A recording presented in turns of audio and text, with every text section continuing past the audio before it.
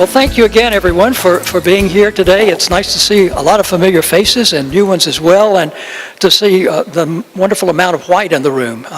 The Navy has been a wonderful partner in these forums and put on individual safety forums and several collaborative quality safety ones with us, and it's been just a special treat to work with them together.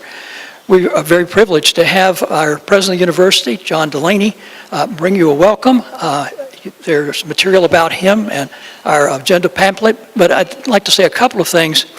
First, it's obviously been a very successful tenure here at the University of North Florida. Not only has the university been ranked very, very highly in academic as well as public publications, which I'm sure you've seen, but there have been many other successes, and the beauty of the campus is certainly one of them.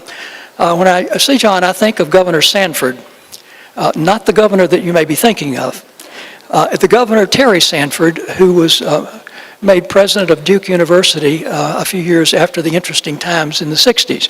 And there was some controversy about that because, number one, he had been a governor and a politician and a lawyer, and they weren't sure that was the right thing for a president of the university to be. And then there was a bigger concern, even bigger than that, and that was that Governor Terry Sanford, who was Secretary of Commerce, I think, at that time, had done the unmentionable thing of having gone to UNC. So they had a public forum at the Cameron Stadium, known as the Cameron Crazy Stadium, for the alumni who were not happy about that and the faculty who were not happy about that to hear what Governor Sanford was going to say. And so one of the first questions came from Elizabeth Dole, who was on the trustees at that time, and she said, how can we be sure that your loyalty is going to be to Duke when you went to UNC? He said, oh, it's very simple. Duke signs my checks. We are very pleased that University of North Florida signs President Delaney's checks instead of the University of Florida, and we're delighted to welcome you, John. Thank you for welcoming everyone.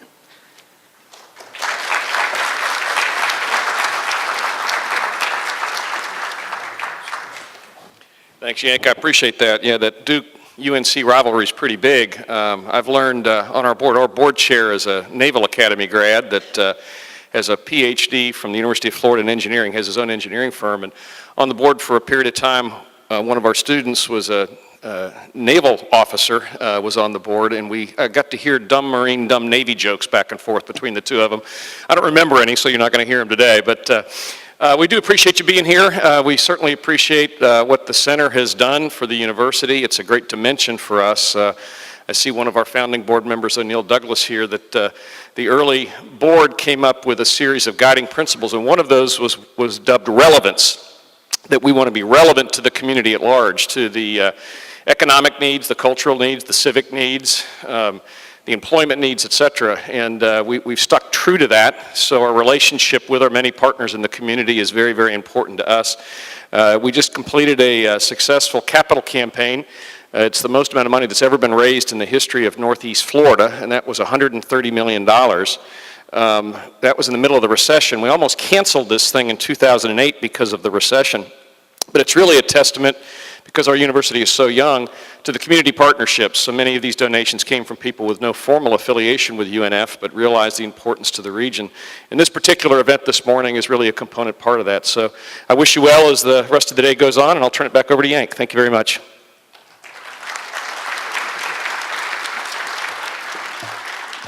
Well, John beat me to it, and that is thanking him and O'Neill Douglas and Pam Challey, the three who actually started this center together in 2007 in February. They've just been incredible support for this activity, which of course includes these quality forums and the Caring Community Conferences that many of you have been to.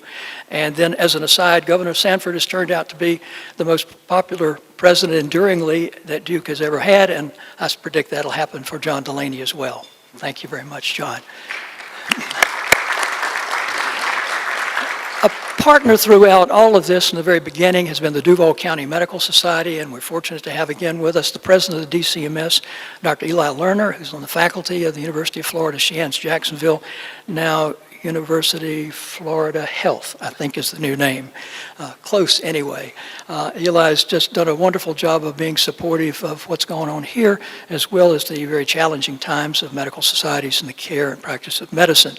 And he's also developed an awfully good working relationship with our exec, who's also here, the Executive Vice President Brian Campbell, and we're also fortunate to have here his predecessor, Jay Milson, who's now the EVP of the Florida Academy of Family Practice. Eli, would you say a word? Thank you, Yank. I've got to tell you that Yank came over and grabbed me from where I was sitting and said, "Come on up here." I knew I was going to be doing introductions, but he didn't get anybody else. And I said, "Oh my God, what's going on here?" And I think that the reason that he did that was so that I could, for myself, get a good view of the people who are here and just to reflect for a moment on the diversity of the people that I see. This, I think, has been one of the big complementary processes associated with this particular function. That is that we all come together in a collegial manner and we all discuss problems that transcend our own individual problems within our specialties and within our various societies. And I think that that has really been a very strong positive influence on the community. And I know that after these meetings, echoes of what's gone on in here echo through the community for several months, and actions happen as a result of the discussions that occur here. Dr. Coble, as you know, has been a world leader in medicine. I don't know if he blows his own horn enough, actually. He's been president of the Duval County Medical Society, the Florida Medical Association, the American Medical Association, the World Medical Association, and currently, I understand, sits on the board of the World Medical Association.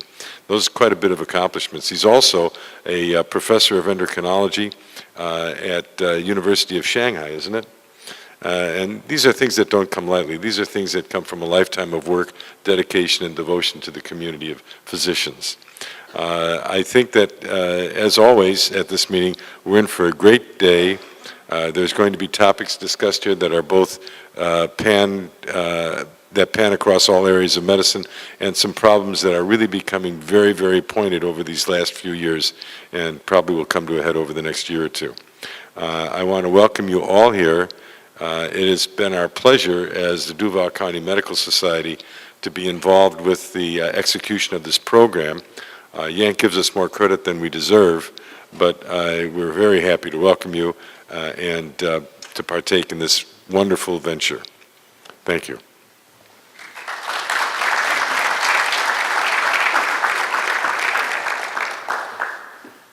Thank you very much, Eli. I'm not sure at a safety symposium this gives the right message up here, but it's a mixed message. It's, is it telling you what's going to happen to you if you don't take their fine course, or is it this is one of their former students? In any case, communication is a complex thing, and that's the primary topic of discussion today. Communication can be many things, and we know that often our intent to communicate caring is something that doesn't come across the way we mean it to when we're distracted by many of the difficulties that we find in caring for patients. And that's the other very important word today, patience. And since the beginning, or at least many millennia ago, a few have been selected by the rest to help them through the passages of life. And those individuals have developed in nations throughout this world very similar traditions. Those are caring, ethics, and science.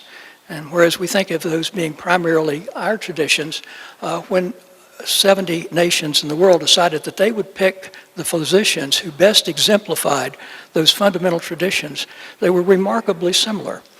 And also surveys of them showed that they had very similar difficulties. And primary among those difficulties were regulations and laws that appeared to interfere with a patient, physician, nurse, other professional relationship.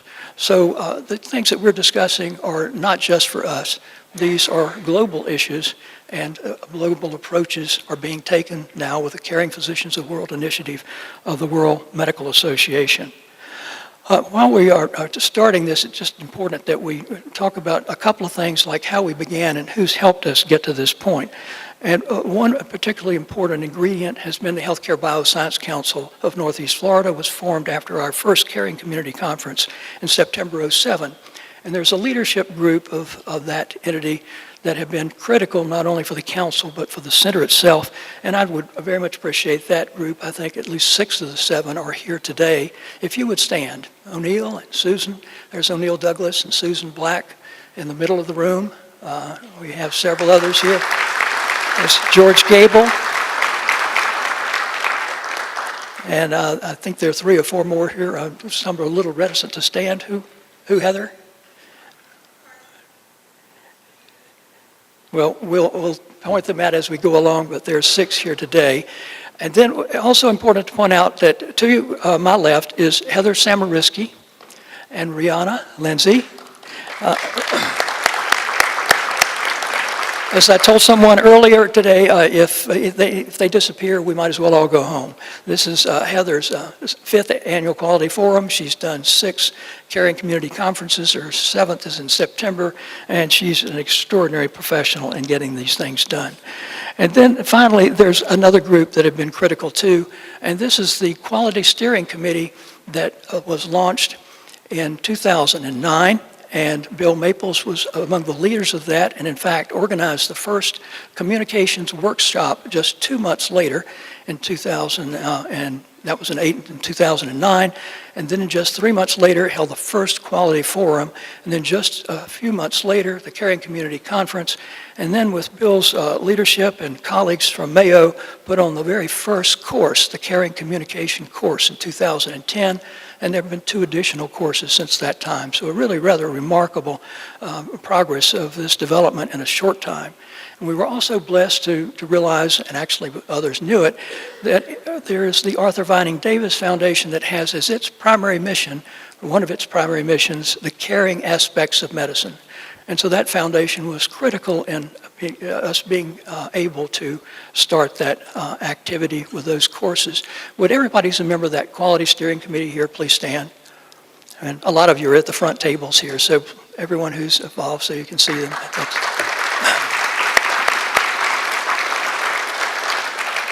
Thank you so much. They are all volunteers and have just committed an enormous amount of time.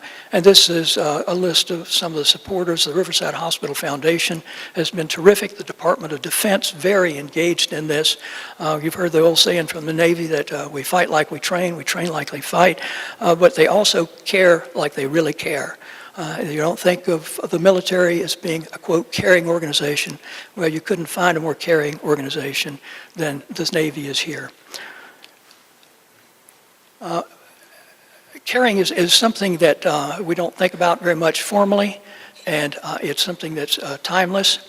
And my first day in medical school, when I was really so excited to be in this place that had all this wonderful science going on, these wonderful innovations, things that were going to happen, my dean of 32 years who started the place, who was a known scientist, who was a Rhodes Scholar, graduated in 2 years from Oxford, was a rugby player, he came in and he showed us 2 of these things that you do with overheads. No PowerPoints then. And this is the first thing he showed us. And he held up a book by Sir William Osler. And he said, now this is the most important thing here. The second most important thing is that who you've got to be nice to. You be nice to the patients. You be nice to the nurses, because you're easily replaced. Nurses are not easily replaced.